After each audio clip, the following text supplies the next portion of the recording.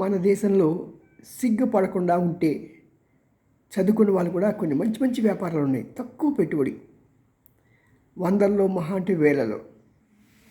ప్రత్యేకం మన వాళ్ళకి ఈ రోజున ఇళ్ళలో వాళ్ళు కూడా కేవలం అన్నం వండుతున్నారు.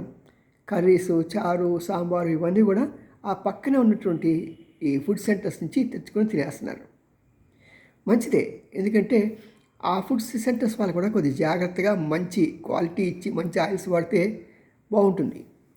మరి ఇలా చేయడానికి గల కారణం ఏంటంటే ఇంట్లో అంత టైం లేక, మరి టీవీలో ప్రోగ్రామ్ చూడాలా, మరి ఫ్రెండ్స్తో గంటల తరబడి ఫోన్లో మాట్లాడాలి కదా.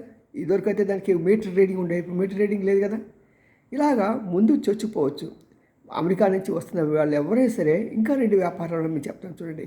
ఒకటేమో చెరుకు రసం బండి పెట్టినా బ్రహ్మాండ లాభాలు. అదే కాకుండా పకోడీ ఇవన్నీ మసాలా సామాను అదొకటి. ఏం చేసినా సరే హ్యాపీగా బతికేయచ్చు. సాఫ్ట్వేర్ ఉద్యోగాల కన్నా కూడా దీంట్లో లాభాలు మిన్న.